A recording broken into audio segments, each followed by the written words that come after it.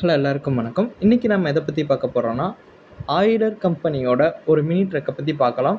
So இந்த Euler கம்பெனியோட ஒரு முக்கியமான மினி ட்ரக் பார்த்திங்கன்னா, அவங்களோட டர்போ EV1000. ஸோ இந்த டர்போ EV1000 பார்த்திங்கன்னா 3 வேரியண்ட் இருக்குங்க.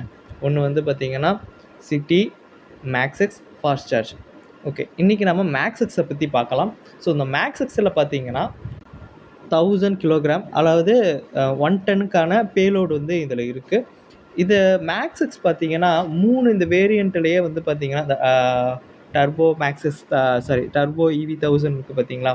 இந்த மாடல்கள் இந்த வண்டியில் இந்த மேக்ஸ் எக்ஸுங்கிற வேரியண்ட்டில் மட்டும்தான் பார்த்திங்கன்னா 180 கிலோமீட்டருக்கான ரியல் ரேஞ்ச் வருது.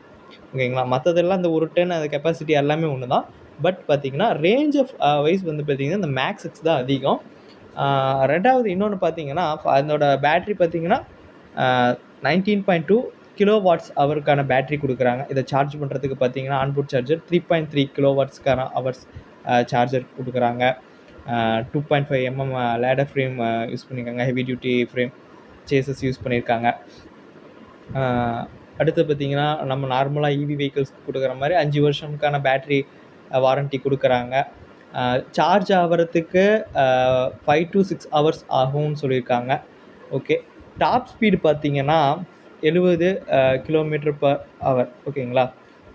அதாவது ஈக்கோ மோடில் பார்த்திங்கன்னா ஒரு வந்து எக்கனாமிக் மோடில் பார்த்திங்கன்னா 45 km/h, top 40 to 50. Top speed போகும்போது பார்த்திங்கன்னா உங்களுக்கு தண்டர் மோடுன்னு சொல்கிறாங்க. அதில் வந்து பார்த்திங்கன்னா 70 km/h அதுக்கான டாப் ஸ்பீட் கிடச்சிரும். ஓகே, நமக்கு வந்து பார்த்திங்கன்னா மோட்ரு வந்துட்டு பார்த்திங்கன்னா பர்மனண்ட் மேக்னெட்டிக் சிங்க்ரோனைஸ் மோட்டர் தான் யூஸ் பண்ணியிருக்காங்க. PMSM மோட்டர் தான் யூஸ் பண்ணியிருக்காங்க. AC motor. ஓகேங்களா. 96 VDC, அதாவது 30 கிலோவாட்ஸ்க்கான PMSM மோட்டர் யூஸ் பண்ணியிருக்காங்க. ஸோ இது ஒரு நல்ல விஷயம். ஓகேங்களா.